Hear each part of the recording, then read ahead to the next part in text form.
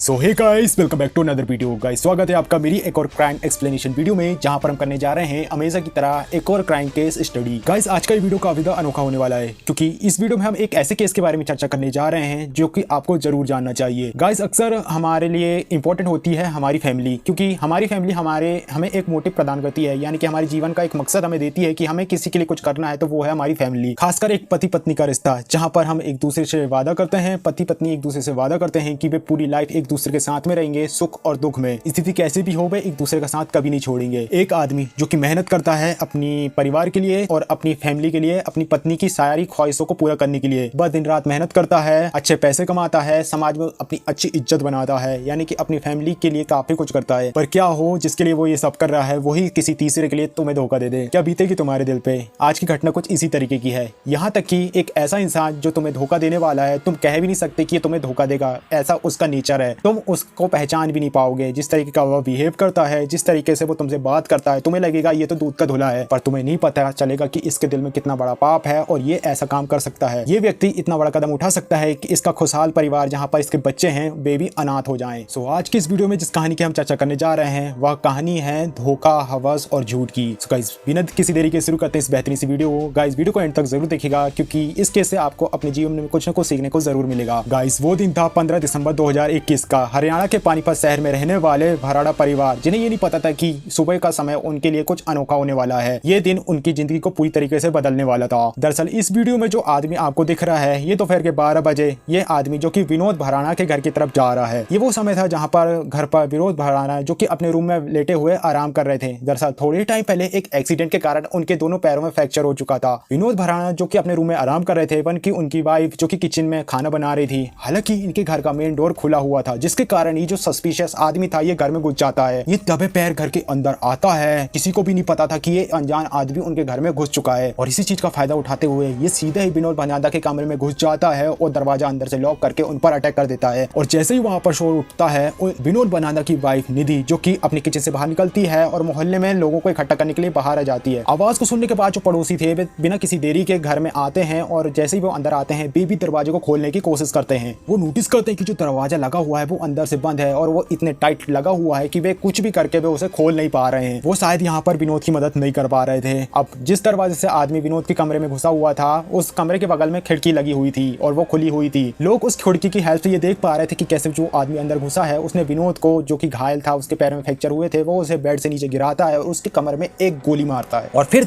Gun निकालता है और दूसरी गोली सीधे उसके हेड में शूट कर देता है। 2 गोली चलाने के बाद वो तीसरी गोली को लोड करता है और बंदूक को लेकर दरवाजे को डोर को खोल के बाहर भागता है। वो यहाँ पर ये कोशिश करता है कि बंदूक को दिखाकर वो भीड़ को दौड़ा देगा और धीरे धीरे भाग जाएगा, लेकिन जैसा उसने सोचा था ऐसा कुछ भी नहीं होता। लोगों ने उसे बिना डरे पकड़ा और उसकी रिवॉल्वर उससे ले ली, उसके पास जो कट्टा था उसे ले लिया और उसे एक खंबे से बांध दिया। फिर वे लोग उसकी पिटाई भी करते हैं और पुलिस का वेट करके उसे पुलिस के हवाले कर देते हैं। अब यहाँ पर पड़ोसी उस आदमी को बहुत बुरी तरीके से पीट रहे थे, लेकिन यहाँ पर शायद वह लोगों से माफी भी मांग सकता था, लेकिन वो यहाँ पर कुछ उल्टा ही कहता है। वो लोगों से कहता है, मुझे मारना है तो मार डालो, मुझे जो करना था वो मैंने कर दिया, मेरा काम तो हो गया। उस मुजरिम को पुलिस के हवाले कर दिया जाता है। वहीं विनोद को जैसे तैसे अस्पताल ले जाया जाता है, लेकिन क्योंकि गोली चलाई गई थी सिर पर, तो उन्हें बिल्कुल भी बचाया नहीं जा सका। विनोद भराड़ा जो कि अब जिंदगी की जंग हार चुके थे, उनकी मौत हो चुकी थी। दिन दहाड़े ये एक बहुत बड़ा कत्ल था, और इस तरीके से अपने ही एक फैमिली मेंबर को दिन दहाड़े खो देना एक काफी ज्यादा भयावह स्थिति थी। ये काफी ज्यादा दर्दनाक था और पूरा का पूरा परिवार सहम चुका था। यहाँ तक कि वो पूरा इलाका, पूरा का पूरा मोहल्ला, उनके शुभ चिंतक, जिन्हें भी इस घटना के बारे में पता चला था। विनोद की वाइफ निधि, जिसे इस बारे में पता चलता है तो वह भी सदमा खाकर गिर जाती है और उसे भी एडमिट किया जाता है। भराड़ा परिवार जो कि एक खुशहाल परिवार था, जो कि अब मातम में बदल चुका था। अब यहाँ पर कातिल पकड़ा जा चुका था और लोगों के दिमाग में बस यही सवाल था कि आखिर ये जो कर्मकांड हुआ है, ये मर्डर हुआ है, इसके पीछे का रीजन क्या है। इस घटनाक्रम को समझने के लिए हमें इस घटना के घटित होने के थोड़े टाइम पहले जाना होगा। 5 अक्टूबर 2021, सुखदेव नगर, पानीपत। ये वो शाम का समय था जहाँ पर रोज की तरह विनोद जो कि अपने घर के पास कंप्यूटर सेंटर में कुर्सी पर बैठे हुए थे, पर तभी उन्हें नहीं पता था कि कुछ उनकी तरफ आ रहा है। तेज रफ्तार एक पिकअप ट्रक जो कि सीधे आकर उन्हें हिट करता है। ये एक्सीडेंट इतना ज्यादा खतरनाक था कि शायद इसमें विनोद की जान चली जाती। विनोद के बचने की उम्मीद काफी ज्यादा कम थी, लेकिन भगवान की कृपा थी कि वो बच गए। हालांकि उनके दोनों पैरों में फ्रैक्चर आ जाता है। विनोद के चाचा कंप्लेंट दर्ज कराते हैं और जो एक्सीडेंट करने वाला ड्राइवर था उसे पकड़ लिया जाता है। ये जो ट्रक ड्राइवर था, इसका नाम होता है देव सोनार,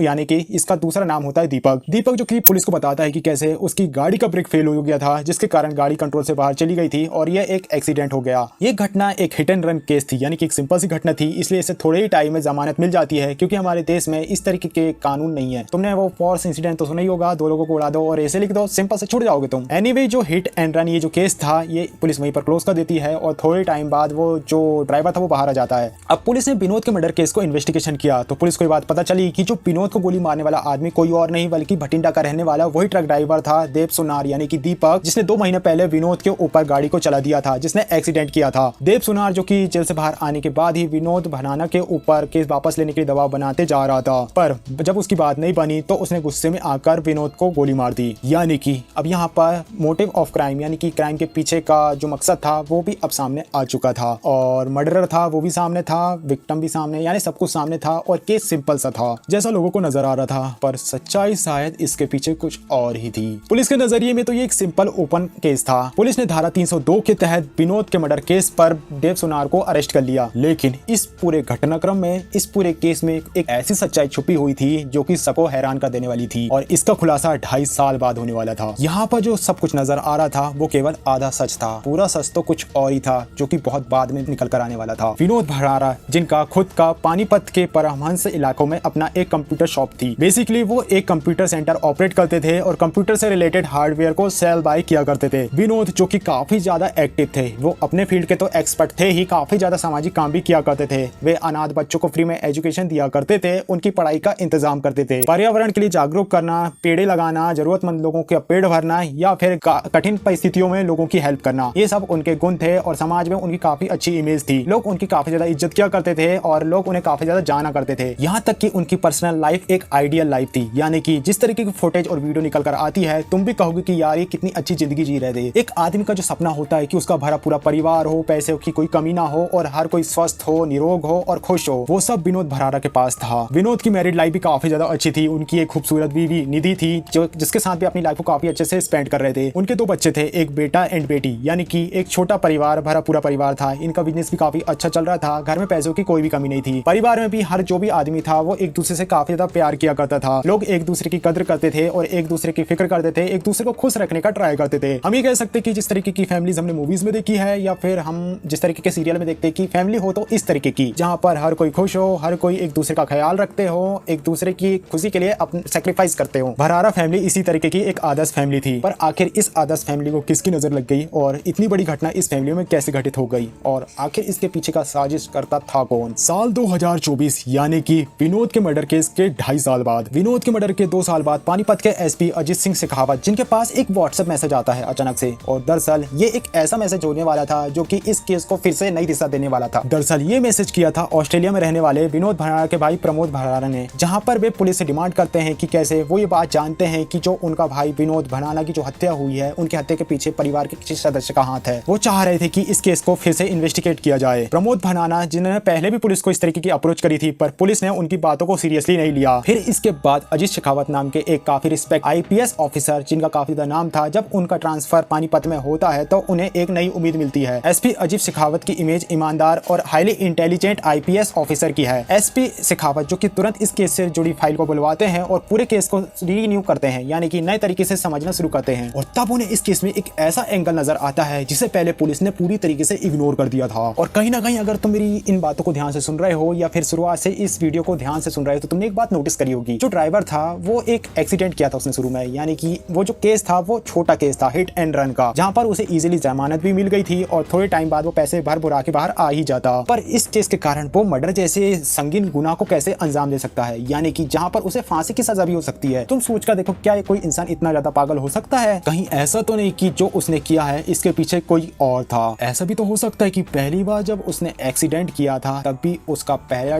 चांस था और शायद दूसरी बार ये दूसरा चांस हो। पहली बार शायद विनोद पहले इंसिडेंट में बच गया और दूसरी बार में मारा गया हो। ऐसा भी तो हो सकता है कि इस घटनाक्रम के पीछे किसी और का हाथ हो। अब पानीपत के एसपी शेखावत जो कि CIA 4 यूनिट के एक ऑफिसर जिनका नाम दीपक कुमार होता है, वो इस केस को सीक्रेटली इन्वेस्टिगेशन करने के लिए कहते हैं ताकि वे चुपचाप से उस अपराधी तक पहुंच सके और बिना उसे भनक लगाए हुए उसे पकड़ पाए। अब जो नई तरीके से इन्वेस्टिगेशन हो रही थी वहां पर पुलिस हर तरीके से एंगल से सोचती है। अब जैसे देखो, पहले हमने किस तरीके से सोचा था, यानी कि पहली बार में पुलिस ने किस तरीके से सोचा था, पुलिस ने सोचा था कि जो अपराधी है उसने इस अपराध को अंजाम दिया है गुस्से में आकर या फिर बदले की भावना से, क्योंकि विनोद जो कि अपने केस को वापस नहीं ले रहा था। लेकिन पुलिस ने उस अपराधी के बैकग्राउंड को चेक नहीं किया था, यानी कि ना उसकी कोई बैंक डिटेल की, इस घटनाक्रम के बाद शायद उसे कोई बड़ा अमाउंट तो नहीं मिला। इस तरीके की काफी सारी चीजों को पहले पुलिस ने इग्नोर कर दिया था। और अब इस बार जब एसपी शेखावत दीपक कुमार को इस केस को इन्वेस्टिगेशन करने के लिए कहते हैं तो दीपक कुमार इन सारी चीजों पर काफी डीपली रिसर्च करते हैं, यहाँ तक कि जो अपराधी होता है वह उसकी कॉल डिटेल को भी निकलवाते हैं। अक्सर जैसे कि मैं कहता हूँ कि कैसे किसी भी अपराध के पीछे कुछ मुख्य कारण, कुछ मुख्य गुण होते हैं, जैसे काम, क्रोध, लोभ, मोह या फिर अहंकार। इन सारे पर्सपेक्टिव से सोचा जाए तो कोई ना कोई इनमें से एक रीजन निकल कर आता ही है। अब पुलिस जो ड्राइवर था देव सुनार, पुलिस उसके फाइनेंशियल स्टेटस के बारे में पूछताछ करती है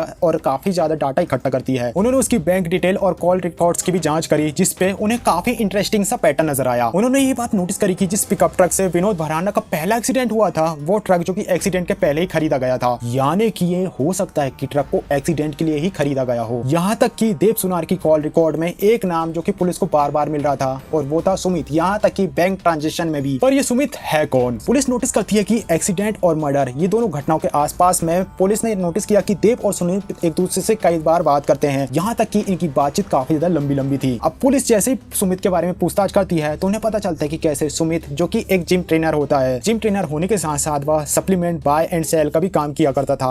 और तो और पुलिस को यह भी पता चलता है कि दरअसल सुमित वही आदमी होता है जिसने देव सुनार की जमानत करवाई थी। अब पुलिस जिसे ये बात जाननी थी कि आखिर इस सुमित का देव सुनार से क्या संबंध है और कहीं इसका संबंध विनोद भराना मर्डर से तो नहीं है। अब नए सिरे से जो जांच शुरू हुई है, केस के बारे में कई सारी डिटेल निकल कर आ रही थी जिसके बारे में पुलिस ने कभी सोचा भी नहीं था, जिसे पहली बार में इग्नोर कर दिया गया था। और पुलिस ने इस बार जो डाटा इकट्ठा किया था, बैंक रिकॉर्ड्स, कॉल डिटेल्स और जो बातचीत हुई थी और जो सुमित वाला एंगल निकला था, ये केस को एक सही दिशा देने वाला था, या यूं कहें नई दिशा। अब पुलिस सुमित की बैंक डिटेल और कॉल रिकॉर्ड्स को निकलाती है। पहले उन्होंने देव सुनार की निकलाई और अब बारी थी सुमित की। और जब पुलिस सुमित की कॉल डिटेल और बैंक स्टेटस को निकलाती है तो पुलिस को यहाँ पर एक नाम मिलता है जो बार बार आ रहा था, यहाँ तक कि सुमित उससे काफी लंबी बात भी किया करता था। ये जो आदमी था इसने लाखों रुपए सुमित को ट्रांसफर किए थे और ये नाम था विनोद भनाना की वाइफ निधि का। यानी कि अब सुमित का एंगल मिल चुका था विनोद भनाना मर्डर केस से। यानी कि देव सुनार, निधि, सुमित और विनोद ये चारों ही एक दूसरे से जुड़ चुके थे। अब पुलिस को इतना ज्यादा डाटा मिल चुका था, इतने सारे सबूत मिल चुके थे कि अब वे सुमित और निधि से पूछताछ कर सकते थे। इसलिए पुलिस अब दोनों की उठा लेती है और पूछताछ करते हैं। शुरुआत में तो ये दोनों ही जवाब नहीं देते कुछ भी, और जो भी बयान देते हैं काफी ज्यादा अलग अलग देते हैं। और तो और जब इन पर आरोप लगाया जाता है तो उस आरोप से भी ये साफ साफ मना कर देते हैं। लेकिन तभी पुलिस निधि को एक ऐसी वीडियो दिखाती है, एक ऐसी सीसीटीवी फुटेज, जिसके बाद वह भी चुप हो जाती है। दरअसल ये वही सीसीटीवी फुटेज थी जो कि विनोद के घर पे लगी हुई थी, जिसे हमने वीडियो के स्टार्टिंग में देखा था, लेकिन वह आधी फुटेज थी। पर पूरी फुटेज में ऐसा क्या पुलिस ने देख लिया कि उन्हें निधि के ऊपर शक हो गया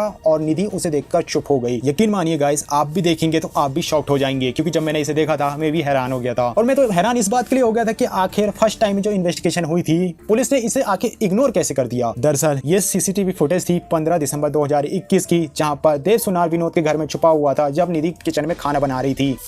निधि को देव के आने की खबर पहले से ही थी और यही कारण था कि उसने मेन डोर को अंदर से लॉक नहीं किया था। यहाँ तक कि आप इस फुटेज में क्लियरली देख सकते हो कि देव सुनार जो कि अंदर आता है वह निधि को हाय भी कहता है और दोनों ही इशारों में एक दूसरे से कुछ बात करते हैं। और इसके बाद देव सुनार जो कि कमरे में चला जाता है। निधि इशारा करके देव को उस रूम में भेजती है जहाँ पर विनोद था। देव जैसे ही कमरे में घुसता है और विनोद के ऊपर अटैक करता है, निधि जो कि एक्टिंग करना शुरू कर देती है। आप वीडियो में क्लियरली देख सकते हो। निधि चिल्लाते हुए लोगों को हेल्प के लिए भी बुलाती है, आप देख सकते हो। और गाइस यकीन मानिए इस वीडियो को देखकर आप ये कह सकते हो कि आप किसी के ऊपर अंधा भरोसा नहीं कर सकते। गाइस जिस तरीके की फुटेज और वीडियोस निकल कर आती है विनोद भनाना के फैमिलीज की, तो गाइस उसमें देखकर आप कह ही नहीं सकते कि निधि ऐसा काम कर सकती है। एक वाइफ अपने हस्बैंड के साथ ऐसा करवा भी सकती है। यानी कि तुम सोच कर देखो गाइस, एक ये काफी अच्छा परिवार था, एक आदर्श परिवार। तुम अगर वीडियो को गौर से देखोगे तो अगर तुम्हारा किसी अपने को कोई कमरे में बैठा है और कोई से मारने के लिए गया है तो तुम पूरी कोशिश करोगे दरवाजा खोलने की, लेकिन निधि ऐसा कोशिश भी नहीं करती, बल्कि वो बाहर जाती है और चिल्लाती है। ये पूरा खेल तो निधि का ही रचा हुआ था और सीसीटीवी फुटेज में ये बात निकल कर आ गई थी और ये सीसीटीवी फुटेज ने केस को नई दिशा दे दी थी। अब पुलिस निधि से पूछताछ करती है और अब निधि यहाँ पर अपना मुंह खोलती है। दरअसल विनोद और निधि जो कि एक आदर्श पति पत्नी थे,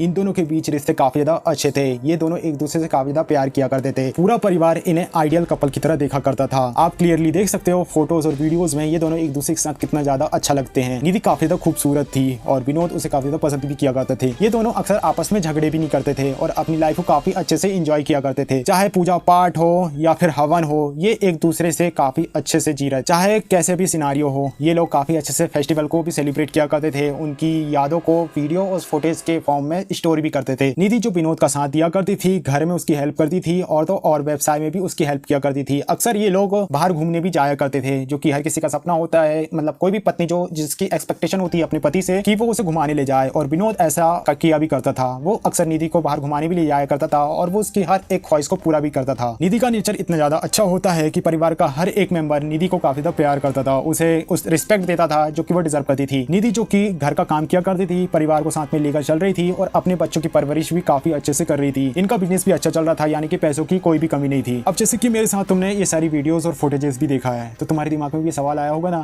कि आखिर ऐसे क्या घटनाक्रम घटित हुई, या फिर ऐसे कौन से सिनारियो आ गए कि निधि ने ये सब किया, या फिर ऐसे कौन से सिनारियो आ गए कि निधि जिसने अपने इतने ज्यादा लविंग केयरिंग हस्बैंड का मर्डर करवा दिया, यहाँ तक कि उसने अपने बच्चों के बारे में भी नहीं सोचा। दरअसल इस घटनाक्रम की शुरुआत हुई थी साल 2021 से। साल 2021 जहाँ पर निधि डिसाइड करती है कि वो फिटनेस के लिए जिम को ज्वाइन करेगी, और यहाँ पर विनोद उसका सपोर्ट करता है, जो कि काफी ज्यादा रेयर होता है। अक्सर हमने देखा है कि जो पति होते हैं वो काफी ज्यादा कॉन्शियस होते हैं अपनी वाइफ के लिए, क्योंकि डर तो लगा रहता है ना यार कि मतलब कुछ ऐसा हो ना जाए, लेकिन विनोद यहाँ पर निधि का सपोर्ट करता है। अब निधि जिसकी मुलाकात जिम में सुमित से होती है, सुमित जो कि एक जिम ट्रेनर होता है, जो कि वहाँ पर पर्सनल ट्रेनिंग दिया करता था। निधि को भी वो पर्सनल ट्रेनिंग देना लगता है, और अब धीरे धीरे इन दोनों के बीच नजदीकियां शुरू हो जाती है। इन दोनों के बीच की नजदीकियां अब धीरे धीरे बढ़ने लगी थी, और थोड़े टाइम बाद ये दोनों अफेयर में आ जाते हैं। सुमित ये बात पूरी तरीके से जानता था कि निधि शादीशुदा है और तो और उसके 2 बच्चे भी हैं, लेकिन यहाँ पर सुमित जिसकी नजर तो विनोद भरांडा के पैसे में थी। निधि और सुमित के बीच नया नया प्यार था, लेकिन ये पूरी तरीके से गलत था। आप कितने ही चालाक क्यों ना हो, आप अपने अफेयर को कितने ही छुपाने की कोशिश क्यों ना करते हो, लेकिन कहीं ना कहीं एक ऐसा कदम आप जरूर उठाते हो जिससे आपके ऊपर शक जरूर आता है। झूठ आप कितना ही गहरा क्यों ना बोलो, कभी ना कभी वो बाहर आता ही है। कुछ ऐसा ही निधि के साथ भी होता है। निधि जो कि जिम के अलावा भी घर में घंटों सुमित से बात किया करती थी, और जैसे विनोद के घर आने का समय हो जाता था, वो उसे शक ना हो इसलिए पूरी की पूरी कॉल डिटेल को ही मिटा दिया करती थी। और कई बार विनोद जो कि इस चीज को नोटिस करता है, और अब उसे भी शक होने लगा था। यहाँ तक कि एक बार तो उसने निधि के फोन में उसकी चैटिंग को भी पढ़ लिया था। ये जो चैटिंग उनकी फेसबुक मैसेंजर में हुई थी, जहाँ पर निधि और सुमित एक दूसरे से जो रोमांटिक चैट किया करते थे, उसे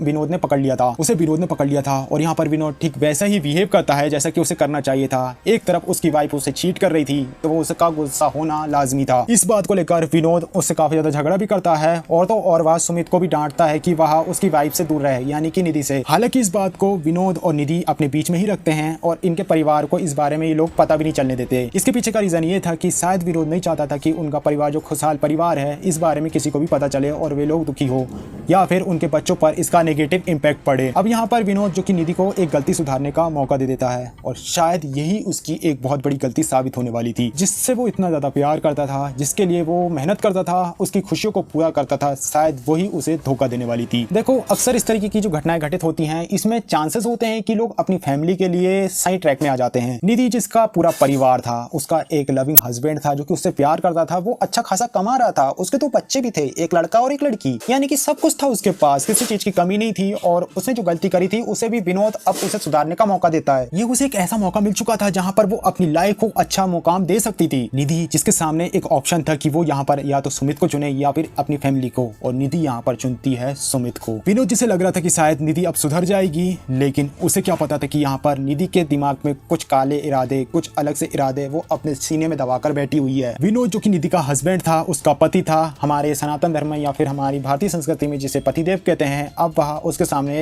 एक रास्ते का रोड़ा था, और जिसे वह जल्द से जल्द हटाना चाहती थी। यहाँ तक कि विनोद ने अपनी फैमिली के लिए इंश्योरेंस भी करवा कर रखा हुआ था। जैसे कि मैंने तुम्हें बताया था कि कैसे विनोद का नेचर था, वो एक अच्छा आदमी था, वो अपनी फैमिली की फिक्र करता था, अपनी फैमिली के लिए पैसे कमाता था। यही कारण था कि बुरे समय के लिए उसने अपना इंश्योरेंस भी करवा कर रखा हुआ था, और ये बात निधि को भी पता थी, और निधि उसका कुछ अलग तरीके से ही इस्तेमाल करना चाहती थी। अब आ जाता है सितंबर 2021 का समय, जहाँ पर निधि और सुमित मिलकर एक आदमी को हायर करते हैं, और ये होता है देव सुनार। दरअसल इन्होंने देव सुनार को सुपारी दी थी विनोद को मारने के लिए। सबसे पहले ये प्लान बनाते हैं कि क्यों ना विनोद को इस तरीके से मारा जाए कि किसी को भी शक ना हो, और ये एक एक्सीडेंट लगे। और ये एक वही इंसिडेंट था जहाँ पर पहली बार में विनोद का एक्सीडेंट हुआ था। इन्होंने विनोद को मारने का प्लान कुछ इस तरीके का बनाया था कि जो ये लोग एक्सीडेंट करेंगे वो एक हिट एंड रन केस लगे, और इसके लिए निधि ने देव सुनार के ऊपर लगने वाले खर्चे, उसकी फैमिली के ऊपर लगने वाले खर्चे और केस में जितने भी पैसे लगेंगे वो सब निधि ने ही देने का डिसाइड किया। यहाँ तक कि निधि ने ही उस पिकअप ट्रक को खरीद कर देव सुनार को दिलवाया था, और इसकी EMI निधि ही भर रही थी। ही आ जाता है अक्टूबर यानी कि 5 अक्टूबर 2021 का समय, जहां पर प्लान के अकॉर्डिंग जो कि देव सुनार विनोद को ट्रक से उड़ाने वाला था, लेकिन विनोद जिसकी किस्मत अच्छी थी और वह जिंदा बच जाते हैं। इस एक्सीडेंट के पहले ही निधि ने देव सुनार को विनोद की लोकेशन, उसकी रूटीन क्या होती है, वो उसे किस समय पर मिलेगा और किस समय उसे इस क्राइम को अंजाम देना है, सब कुछ गाइड किया था। यानी कि जो ये एक्सीडेंट हुआ था ये कोई आकस्मिक घटना नहीं बल्कि सोची समझी साजिश थी। अब एक्सीडेंट के बाद देव सुनार को अरेस्ट कर लिया जाता है और उसे बेल में बाहर भी निकाल लिया जाता है, लेकिन अभी भी विनोद जिंदा था, उसका केवल एक्सीडेंट था। इनका प्लान उसे मारना था, यानी कि इनका प्लान अभी अधूरा था। ये लोग डिसाइड करते हैं कि कैसे 15 दिसंबर 2021 को देव सुनार केस से रिलेटेड समझौता करने के लिए इनके घर पर आएगा और फिर यहाँ पर देव सुनार 15 दिसंबर के दिन ही विनोद को गोली से उड़ा देगा और वहां से भाग जाएगा। और जैसा कि हमने शुरू में ही इसके बारे में डिस्कस किया था, जैसा कि उनका सेकंड टाइम वाला प्लान था, ये उसमें सक्सेसफुल भी हो जाते हैं। देव सुनार आता है और विनोद को शूट करके चला जाता है, लेकिन लोग उसे पकड़ लेते हैं। और आखिरकार निधि जो चाहती थी, जो उसका पति को वो अपने सामने एक बहुत बड़ा रोड़ा समझ रही थी, उसे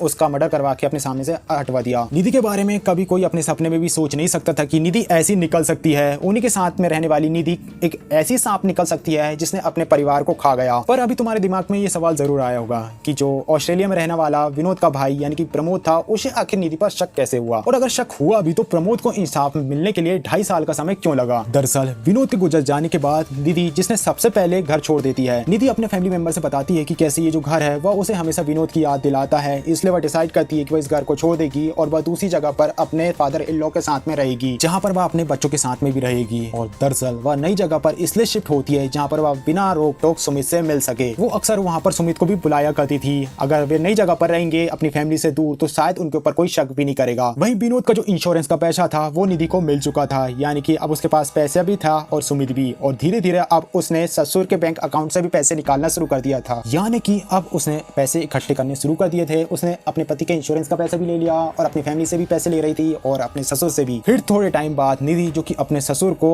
अपने देवर यानी कि या फिर उसके बड़े भाई जो प्रमोद होते हैं, जो ऑस्ट्रेलिया में रहते हैं, उनके पास वह उन्हें भेज देती है। और अब वह पूरी तरीके से आजाद हो चुकी थी, जो कि वह चाहती थी। शायद ये एक अजीब सी आजादी जिसे उसने अपने परिवार को मौत के घाट उठाकर, एक अजीब सी आजादी जो कि उसे मिली थी अपने परिवार को बर्बाद करने के बाद। और यही नहीं, एक और शॉकिंग बात निकल कर आती है कि जो विनोद की डेथ हुई थी उसके कुछ महीनों बाद ही निधि, जो कि अपने वाइफ एंड सुमित के साथ मनाली घूमने के लिए गई थी। यानी तुम समझ सकते हो कि निधि की मेंटल स्टेट किस तरीके की रही होगी। एक सवाल अभी भी तुम्हारे दिमाग में होगा कि प्रमोद को इस बारे में कैसे पता चला। दरअसल प्रमोद ने अब निधि के ऊपर नजर रखना शुरू कर दिया था और अपने गुप्त सूत्रों से उसे पल पल की खबर मिलती रही थी। यहाँ तक कि उसे निधि के चाल चलन में शक था, लेकिन उसके पास कोई सबूत नहीं था। और यही कारण था कि प्रमोद, जो कि अपने भाई के कातिल को सजा दिलवाने के लिए जिद्द-जान से लगे हुए थे, देर ही सही यानी कि 2.5 साल बाद ही सही उनके भाई के कातिलों को पकड़ा गया। एसपी अजीत सिंह शेखावत जी के कारण ही इन कातिलों को पकड़ा गया। इन्होंने केस के असली मुजरिमों को पकड़ा, उन्हें जेल भिजवाया और इन्वेस्टिगेशन में लापरवाही करने वाली जो पहली पुलिस टीम थी उनके ऊपर भी कार्रवाई करवाई। निधि की इस खूबसूरत चेहरे के पीछे कई सारे काले कारनामे और गलत इरादे छुपे हुए थे, और जिसे शायद तुम और मेरे जैसी साधारण सी आंखें बिल्कुल भी ना देख पाए। देखो, अक्सर हम लोगों को देखकर जज कर लेते हैं। तुम इन फोटोज और वीडियोस को देखकर क्या जज कर सकते हो कि निधि ऐसा कुछ कर सकती है? पर निधि ने ऐसा सब कुछ किया है और उसके ऐसे काले इरादे थे